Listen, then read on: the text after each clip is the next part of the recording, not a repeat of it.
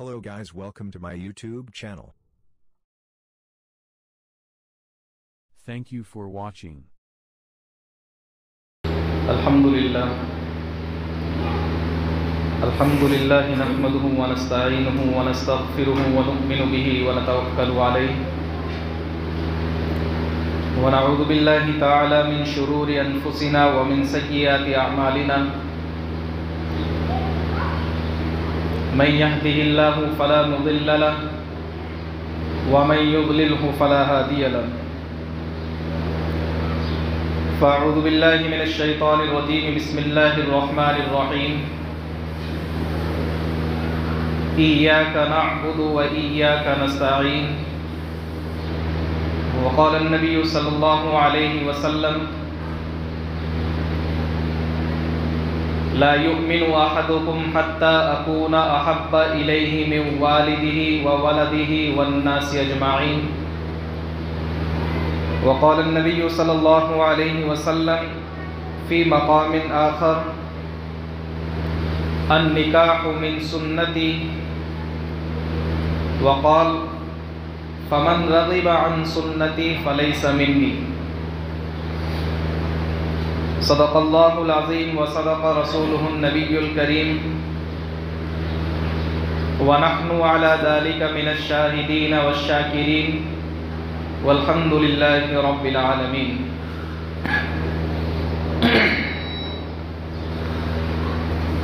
عزت مآب قابل قدر بزرگان دین اور نوجوانان محترم،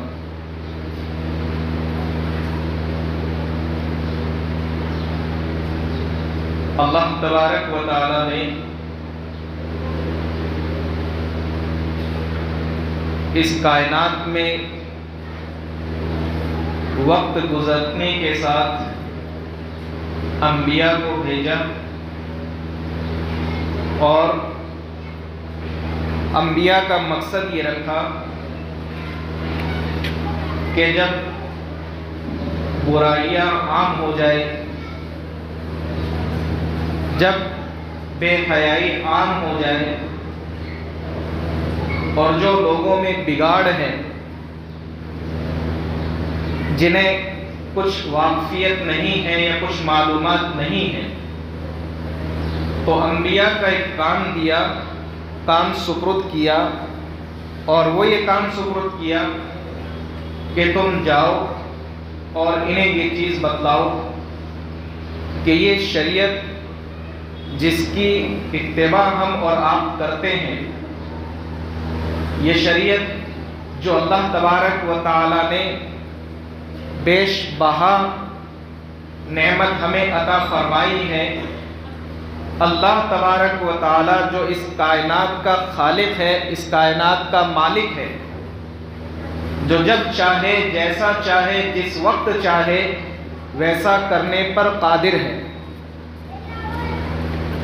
اس نے ہمیں یہ حکم دیا کہ ہم اپنی زندگی کو کس طریقے سے گزارتے ہیں،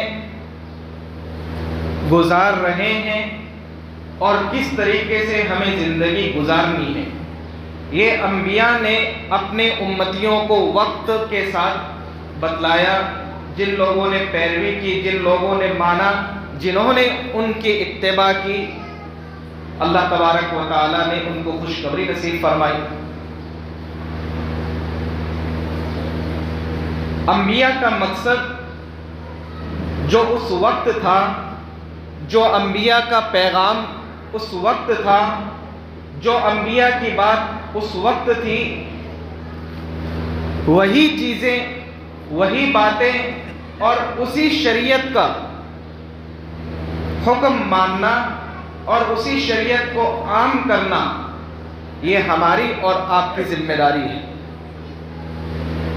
چونکہ نبوت کا سلسلہ ختم ہوا اور نبوت کے سلسلے کے ختم ہونے کے ساتھ ہمیں اور آپ کو یہ پیغام دے دیا کہ آپ کو یہ کام کرنے ہیں اور شریعت کی پاسداری کا، شریعت کا لحاظ اور شریعت کے احکام کو لوگوں کو آپ تک پہنچانا ہے لوگوں کو بتلانا ہے، ایک دوسرے سے مذاکرہ کرنا ہے، ایک دوسرے کو اس بات پر غور و فکر کرنے پر مجبور کرنا ہے کہ ہم اور آپ کیا زندگی ویسی گزار رہے ہیں جس طریقے سے حضور علیہ السلام یا اس سے پہلے تمام انبیاء نے جس طریقے سے پیغامات دیے، جس طریقے سے زندگی گزاری، کیا ہم اس روایت کے مطابق، اس شریعت کے مطابق، اللہ کے احکام کے مطابق زندگی گزار رہے ہیں؟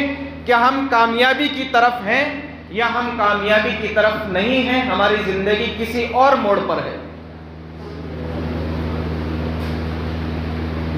اس ذمہ داری میں،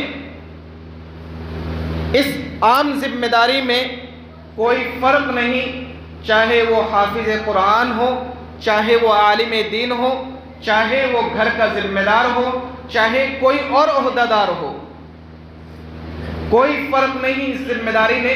قرآن میں یہ صاف اعلان ہے کہ ہر ایک کی ذمہ داری ہے، اور یہاں تک حدیث میں فرمایا گیا کہ ہر شخص اپنی رعایا کا، اپنے ماتحتوں کا، اپنے جن کی وہ پرورش کر رہا ہے یا جن کا وہ ذمہ دار ہے، ہر ذمہ دار پر یہ ذمہ داری عائد ہوتی ہے، یہ ذمہ داری بنتی ہے کہ وہ اپنے ماتحتوں کا، اپنے نیچے والے طبقے کا، جن کی وہ پرورش کر رہا ہے یا جن کے وہ ماتحتی قبول کر کے وہ ان کی پرورش اور ان کی تربیت کر رہا ہے، اس کے اوپر یہ ذمہ داری بنتی ہے کہ اپنے ماتحتوں کا خیال رکھے، اپنے ان کا خیال رکھے جن کی تربیت اس کی ذمہ داری میں ہے۔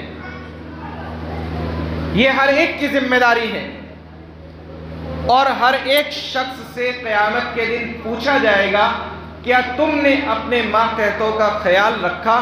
خیال رکھنے سے مراد یہ نہیں کہ ان کو پیسے دے دیے یا ان کی ذمہ داری پوری کر دی، نہیں، کیا تم نے ان کو بھی دیکھا؟ کیا وہ شریعت کے مطابق زندگی گزار رہے تھے یا کسی اور پہلو پہ تھے، کسی اور موڑ پر تھے، اور تم نے ان کا ہاتھ پکڑ کر نہیں روکا؟ نہیں روک سکتے تھے، زبان سے منع کیا، زبان سے منع نہیں کر سکتے تھے، کیا آپ نے اس چیز کو برا جانا؟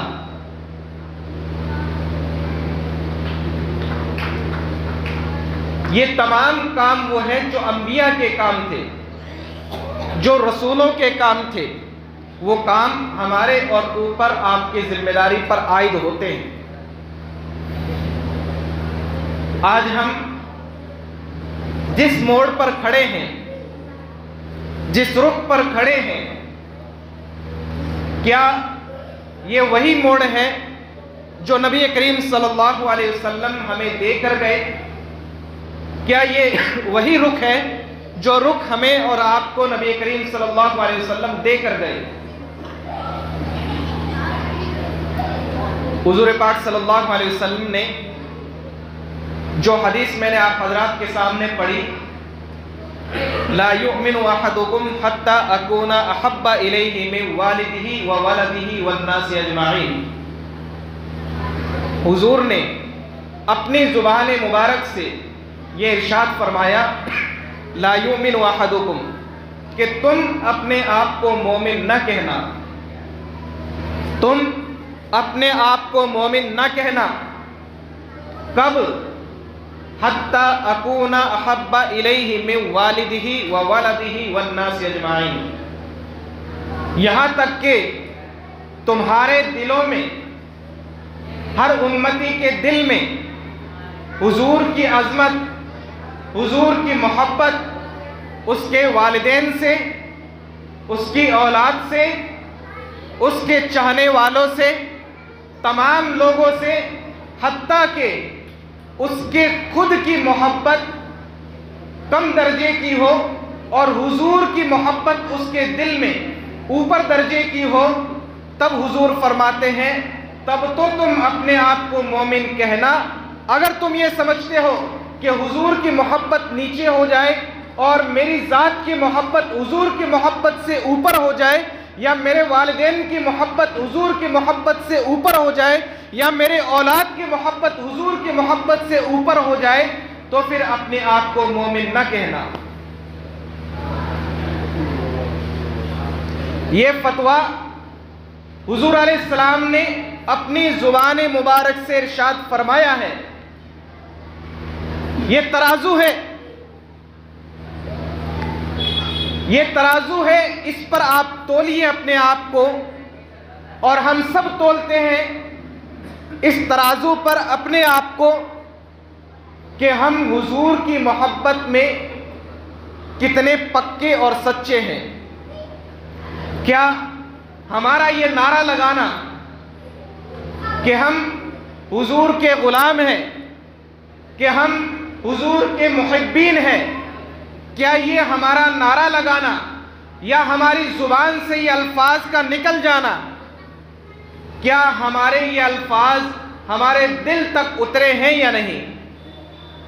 हमारी ये जुबान सिर्फ जुबान तक ही है या फिर इस जुबान के अल्फाज हमारे दिलों तक आए हैं? इस चीज को आप परखिए, तोलिए और तराजू में रखिए कि जब मैं बात करने लगा हूं एक चीज पर, जब हमारे घरों में शादियां हो, इस तराजू को सिर्फ शादी पर नहीं, इस तराजू को हम शरीयत में हर एक चीज पर उतारेंगे।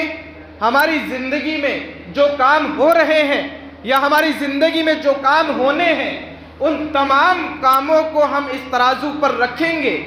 फिर हम ये देखेंगे क्या हमारे ये काम जो हम काम कर रहे हैं, वो काम उसके अंदर ये देखा जाता है क्या उन चीज़ों की अजमत और उन चीज़ों की मोहब्बत यहाँ हुजूर की मोहब्बत से नीचे है या हुजूर की मोहब्बत से बढ़कर है।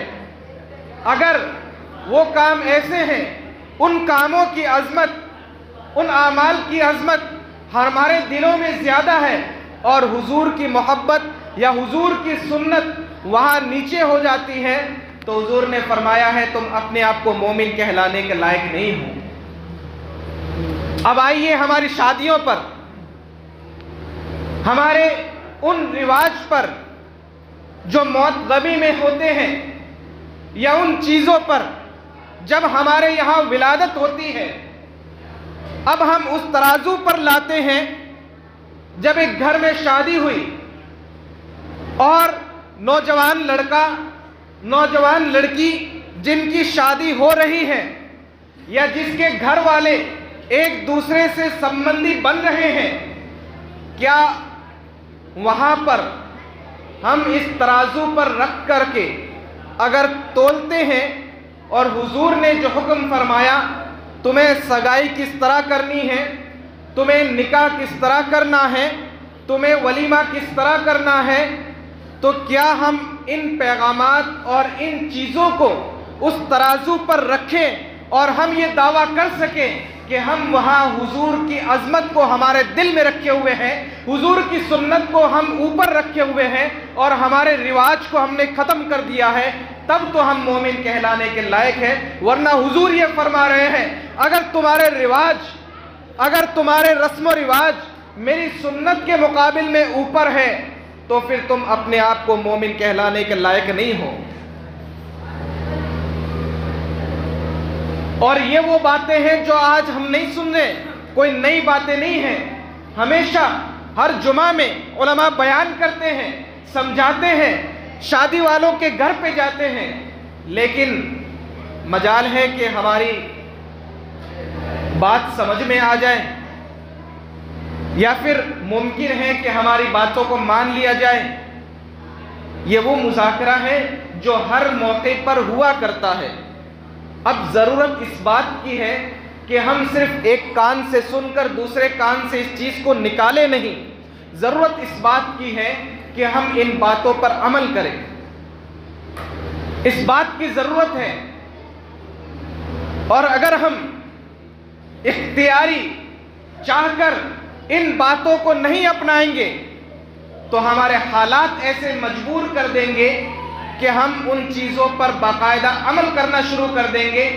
अब आप फैसला कीजिए, क्या इख्तियारी चाहकर हुजूर की सुन्नत को अपनाकर उसकी अजमत को दिल में रखकर इस काम को करना हमारे लिए बराए सवाब बनेगा, برائے اجر بنے گا، یا پھر ہمارے حالات اس پر ہمیں مجبور کر دے کہ ہمیں اب شادیاں سنت طریقے پر کرنی ہے، تو وہ کام ہمارے آئے گا، یا وہ سنت طریقے پر ہمارے لیے اجر و ثواب کا باعث بنے گا، یا پھر یہ چیز جسے چاہ کر ہم اپنائیں گے۔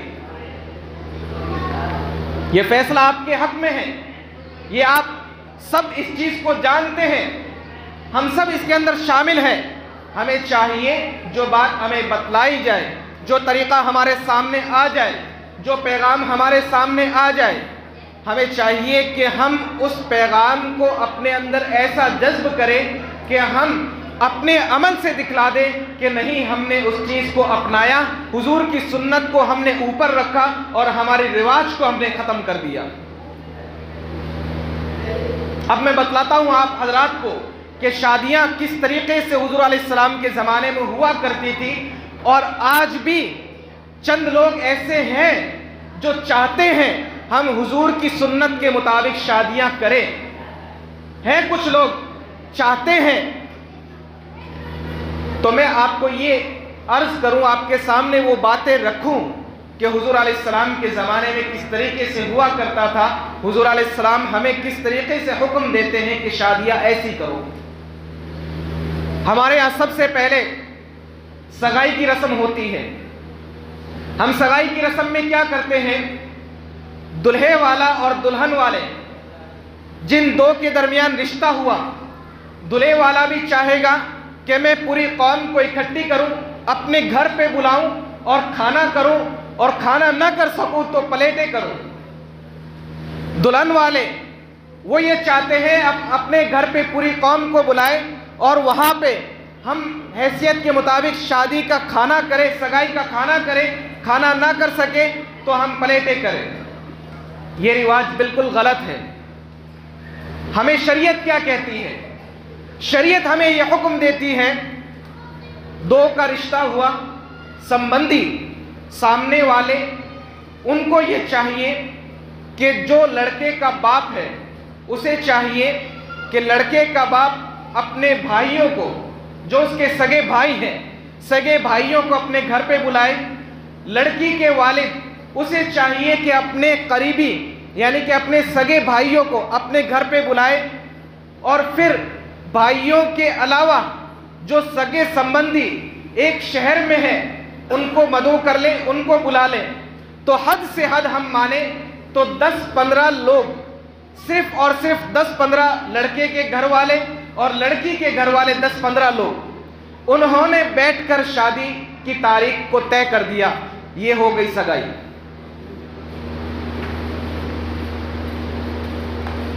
ہم جو پورا تام جھام کر رہے ہیں، حضور علیہ السلام نے، حضور علیہ السلام کے سنت طریقے کے خلاف، حضور علیہ السلام کی زندگی کے خلاف، حضور علیہ السلام نے جو عمل بتلایا اس کے خلاف، سنت کے خلاف، اور ہمیں کیا پیغام دیا، اب جب آپ کے سامنے آ چکا ہے، اب ہماری ذمہ داری بنتی ہے کہ ہم سگائی کس طرح کریں۔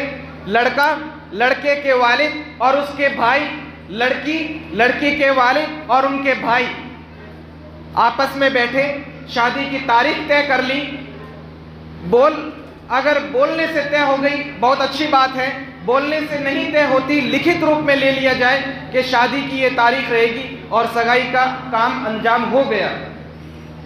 اب باری آتی ہے نکاح کی۔ سگائی ہو گئی، سگائی کے بعد نکاح۔ نکاح میں کام کیا ہے؟ ہم نکاح سے پہلے اتنے کھانے کر دیتے ہیں کہ نکاح میں جتنا خرچ نہیں ہوتا اس سے پہلے اتنا خرچ ہو چکا ہوتا ہے۔ کیوں ایسا کر رہے ہیں؟ کیا ہماری شریعت نے حکم دیا، یا ہمارے اوپر کوئی ایسا مسلط ہے اور وہ ہمیں ڈرا رہا ہے کہ نہیں، تم اگر ایسا کرو گے تو ہی ہم آپ کی شادی میں آئیں گے، اگر تم نے ایسا نہیں کیا تو ہم شادی میں نہیں آئیں گے؟ تو بتلائیے، کیا قوم برادری، کیا رواج ہمارے اوپر ہے، یا حضور علیہ السلام کی سنت ہمارے دلوں میں زیادہ عظمت والی ہے؟ اگر حضور علیہ السلام کی سنت ہمارے دلوں میں عظمت والی ہے تو حضور ہمیں یہ حکم دے رہے ہیں کہ تمہیں اس طریقے سے کرنا ہے۔ نکاح کا کھانا لڑکی والوں کی طرف سے ہوتا ہے، لڑکے والے بارات لے کر کے آتے ہیں۔ شریعت میں بارات کا کوئی بھی کانسیپٹ نہیں ہے، بارات کا کوئی کانسیپٹ نہیں ہے شریعت میں۔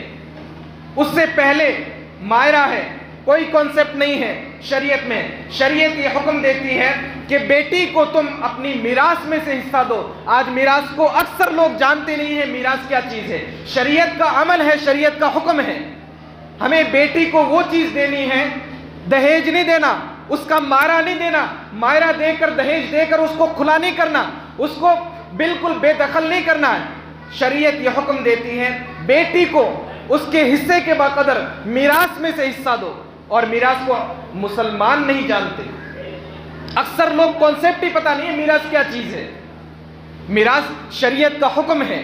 جس طریقے سے باپ کے انتقال کے بعد جو جائیداد تقسیم ہوتی ہے, تو جس طریقے سے لڑکوں میں وہ ملکیت تقسیم ہوتی ہے, اسی ملکیت کے اندر لڑکیوں کا حصہ ہوتا ہے, بیٹیوں کا حصہ ہوتا ہے, ماں کا حصہ ہوتا ہے, اور اکثر جگہوں پر دادی کا بھی حصہ ہوتا ہے, عورت کا بھی حصہ ہوتا ہے. ہمیں چاہیے کہ ہم میراث پر آئے, مائرے کو ہٹائیں, دہیج کو ہٹائیں, میراث پر آئے.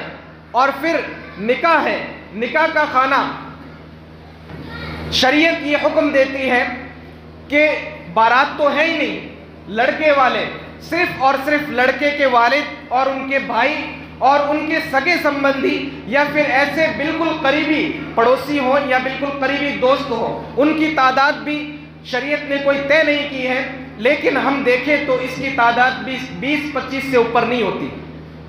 اگر لڑکے والا ان کے والد کے بھائی اور اس کے بالکل قریبی رشتہ دار اگر ان کو بھی وہ لیتا ہے تو 20-25 کی تعداد ہوتی ہے. یہ 20-25 لوگ جس کو بارات نہیں کہا جائے گا, یہ بالکل ہی ہندوانہ رسم ہے.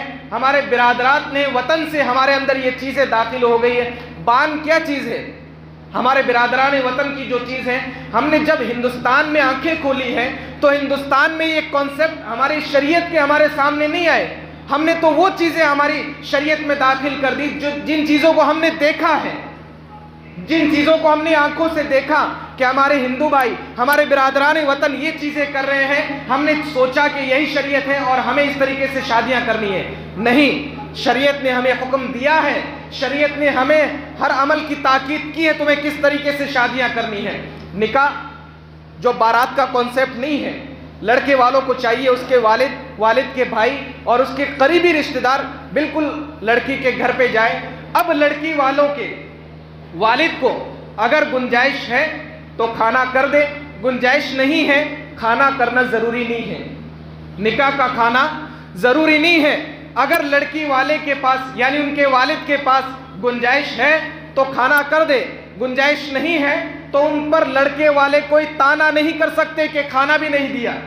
کوئی تانا نہیں ہونا چاہیے. تان و تشنی نہیں ہوگی تو شریعت پر عمل کرنا اس کے لیے بھی آسان, شریعت پر عمل کرنا لڑکے والوں کے لیے بھی آسان. یہ ہوا نکاح. لڑکی کے گھر والے, اس کے والد کے بھائی اور قریبی رشتہ دار وہ نکاح میں شامل ہو گئے.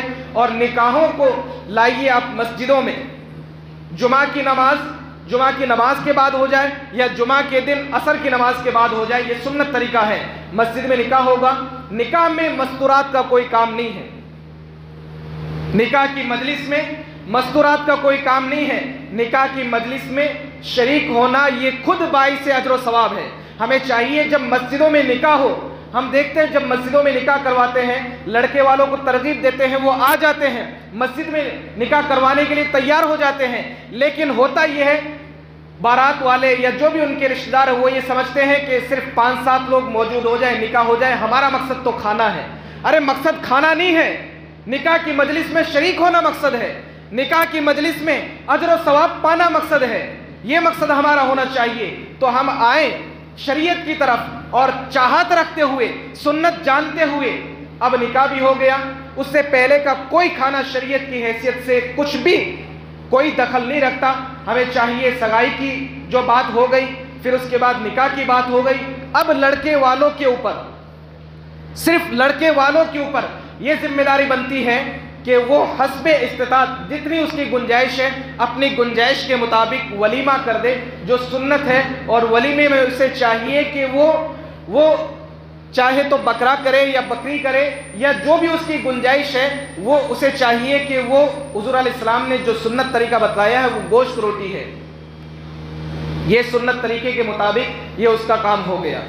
لڑکی پر، لڑکی کے گھر والوں پر شریعت نے کوئی بھی بوجھ نہیں رکھا ہے۔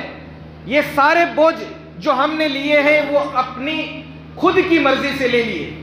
لڑکی جب اپنے والد کے گھر پہ ہے، ساری ذمہ داری والد کی، والد نہیں ہے ساری ذمہ داری بھائیوں کی۔ جب لڑکی کا نکاح ہو گیا، ساری ذمہ داری شوہر کی۔ یہ لڑکی کی ذمہ داریاں تو ساری اللہ نے تقسیم کر رکھی ہے، سب کچھ اللہ نے تقسیم کر دیا ہے۔ اب ہم اپنے اوپر زبردستی یہ بات لیتے ہیں نہیں کھانا بڑا ہونا چاہیے، نکاح میں بہت بڑا کھانا کر دیا جاتا ہے، کیا ضرورت ہے اس چیز کی؟ کوئی ضرورت نہیں ہے۔ ہمیں چاہیے ہم اپنی چاہت سے سنت طریقوں کو اپناتے ہوئے نکاحوں کو کریں، اور ہمیں جو پیسہ خرچ کرنے کی جو اہمیت بتلائی گئی ہے وہ ہماری تعلیم پر ہونی چاہیے، پڑھائی پر ہونی چاہیے۔ ہمارا جو حصہ ہے رزق میں، اس میں حصہ ہونا چاہیے تعلیم کا، پڑھائی کا۔ ایک چھوٹا سا واقعہ میں آپ حضرات کی خدمت میں پیش کر دوں، پھر اس کے بعد اپنی بات مکمل کرتا ہوں۔ غزوہ بدر ہوا، غزوہ خیبر ہوا۔ عام طور پر غزوات میں ایسے لوگ آ جایا کرتے تھے جیسے باندیاں آ گئی، یا ایسے لوگ آ گئے جو قید ہو کر آ جایا کرتے تھے۔ حضور علیہ السلام یہ فرماتے جبکہ مال کی اتنی شدت کے ساتھ ضرورت تھی، شدید ضرورت تھی مالی تقاضے کی، لیکن ان کا فدیہ کیا رکھا؟ جن کو چھوڑنا ہے، جو قید ہو کر آ گئے، ان کو رہا کرنا ہے، ان کی رہائی کا فیصلہ حضور علیہ السلام نے کیسے فرمایا کہ تم کچھ پڑھنا جانتے ہو، کچھ لکھنا جانتے ہو؟ انہوں نے کہا ہم پڑھنا جانتے ہیں، لکھنا جانتے ہیں۔ حضور علیہ السلام نے فرمایا تمہارا فدیہ یہ ہے، تمہاری رہائی یہ ہے کہ تم 10 لوگوں کو سکھا دو، جو تمہیں آتا ہے وہ 10 لوگوں کو سکھا دو، یہ تمہاری رہائی ہے، یہ تمہارا فدیہ ہے۔ مال کی سخت ضرورت ہے، مالی تعاون نہیں ہے، اس کے باوجود حضور علیہ السلام نے تعلیم کو اہمیت دی کہ نہیں ہمیں مال نہیں چاہیے، ہمیں فدیے میں زیادہ مال نہیں چاہیے، ہمیں یہ چاہیے کہ تم جو جانتے ہو وہ چیزیں ہمارے لوگوں کو سکھلا دو، یہ تمہارا فدیہ ہے۔ ہم سمجھ سکتے ہیں کہ تعلیم کی عظمت اور اہمیت کیا ہے۔ اور اس دور میں، اس وقت میں جب مال کی شدید ضرورت تھی، حضور علیہ السلام نے یہ ہمیں اعمال سکھائے ہیں، یہ پیغام دیے ہیں۔ ہم سنتے ہیں لیکن عمل نہیں کرتے، ہمیں چاہیے، اور کچھ لوگ عمل بھی کرنے والے ہوتے ہیں۔ پرسوں ایک رات فون آیا، اور وہ کسی اور مسلک سے تعلق رکھنے والے ساتھی، اس کے باوجود جب انہیں صحیح بات کا پتہ چلا، صحیح بات کا علم ہوا، انہوں نے راتوں رات فیصلہ لیا اور کہا کہ کل صبح میں ایسا کروں گا جیسا آپ نے کہا ہے۔ تو ہمارے اندر وہ جذبے کہاں ہیں؟ ہمارے خیالات کب چینج ہوں گے؟ ہمارے تصورات کب تبدیل ہوں گے؟ ہمیں چاہیے کہ ہم شریعت کے مطابق جو احکام اللہ تبارک و تعالیٰ نے ہمیں دیے ہیں ان کے مطابق زندگی گزاریں۔ اللہ تبارک و تعالیٰ ہمیں ان باتوں پر عمل کرنے کی توفیق نصیب فرمائے۔ وآخر الدعوانا ان الحمدللہ رب العالمین۔ تعلیم الاسلام میں وہ پروگرام دلوں کا رکھا ہے۔